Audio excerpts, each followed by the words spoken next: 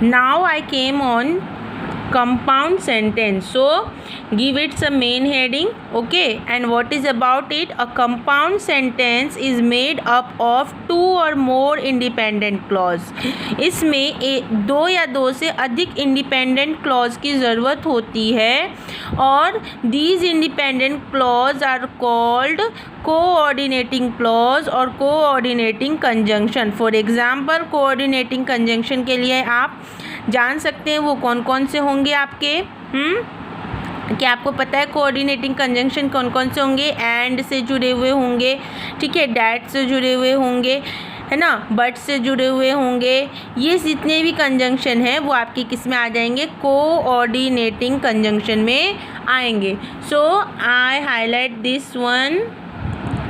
Okay, now these independent clause, तो independent clause को क्या कहा जाता है? इसमें कोऑर्डिनेटिंग क्लॉज या कोऑर्डिनेटिंग कंजंक्शन कहा जाता है। कोऑर्डिनेटिंग कंजंक्शन होते कौन कौन से हैं? तो एंड हो गया, एग्जाम्पल में आप एंड, बट, ठीक है, डैट, ये सब भी डाल सकते हैं। So clear? एग्जाम्पल्स आप देख लेना, इसमें से कोई सा भी आप लिख देना। ये रहा द बॉय सेंग, लड़का गाता है, एंड से जुड़ा हुआ है, अदर गर्ल्स डांस, तो दोनों इंडिपेंडेंट क्लॉज है। दो यहाँ द बॉय सेंग्स तक भी अगर मैं कहती हूँ तो ये अपने आप में कंप्लीट थॉट दे रहा है ना। अदर गर्ल्स डांस, लड़कियाँ नाचती थी, तो ये और ये जुड़ा किससे है? कोऑर्डिनेटिंग कंजंक्शन एंड से जुड़ा हुआ है। Clear students?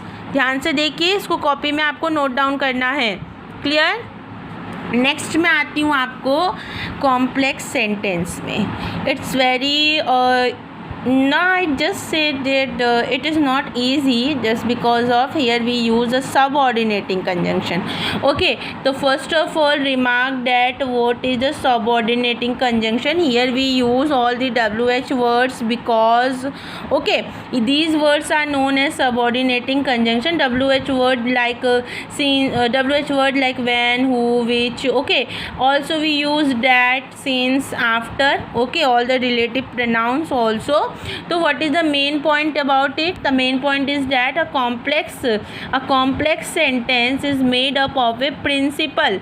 प्रिंसिपल मीन्स आप समझिए जिसमें मेन क्लॉज होता है और वो मेन क्लॉज किसको अपने साथ लेकर रखेगा? कोई ना कोई एक डिपेंडेंट क्लॉज को साथ में लेके रखेगा। किसकी मदद से? सबऑर्डिनेटिंग कंजंक्शन की मदद से लेकर रखेगा। For example, after eating lunch at a hotel team way. अब यहाँ आप देखिए, मेरी बात गौर करिए, पहले मैं इस सेंटेंस को पढ़ती हूँ। Team went to the gym to exercise, है ना, टीम की बात हो रही है। Team went to the, team यहाँ पे एक नाम है बेटा, TEAM, टीम नहीं है, team went to the gym to exercise, गया था। ये एक मेन क्लॉज हो गया। इसने किसकी मदद, ये जो सेंटेंस हुआ आफ्टर वाला, ये इससे जुड़ा हुआ है। आई बात आपको समझ में?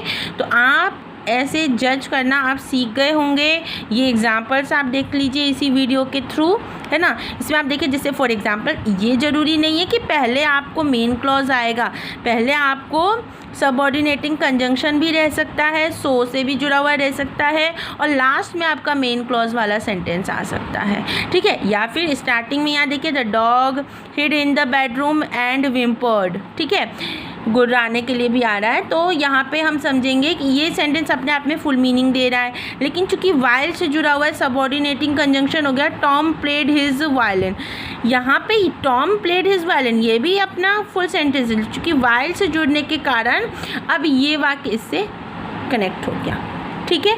तो मेरे प्यारे बच्चों, आप लोग को चैप्टर नंबर 16 में तो सारे एक्सरसाइजेज अपने कॉपी में करने थे। चैप्टर नंबर 17 में जो चीज़ें मैंने आपको हाईलाइट करके बताया है, सिर्फ मेन हेडिंग डाल के आपको simple sentence, compound sentence, complex sentence, इनके बारे में जो आपको बताया है सिर्फ उतना ही लिखना है, और साथ ही साथ एक्सरसाइज 1 भी आपको कॉपी में करना है, ठीक है। तो ये रहा आपका एक्सरसाइज 1, मैं इसकी पिक आपको सेंड कर दूँगी, और फिर उसके बाद हम ट्रांसफर ट्रांसफॉर्मेशन ऑफ सेंटेंस पढ़ेंगे कि एक सिंपल से कॉम्प्लेक्स में, कॉम्प्लेक्स से कंपाउंड में कैसे सेंटेंस को बदला जाता है। तो इस प्रकार से हमारे लेसन का सेशन कंप्लीट हो जाएगा। फिर हम आ जाएंगे राइटिंग स्किल पे और रिवीजन पे। ठीक है, तब तक मैं भी अपनी तबीयत ठीक कर लेती हूँ और आप लोगों के लिए फिर से ब्लैक बोर्ड सेशन का क्लास लेकर प्रेजेंट होंगी। आप लोग भी अपनी सेहत का ध्यान रखें। Take care, bye bye.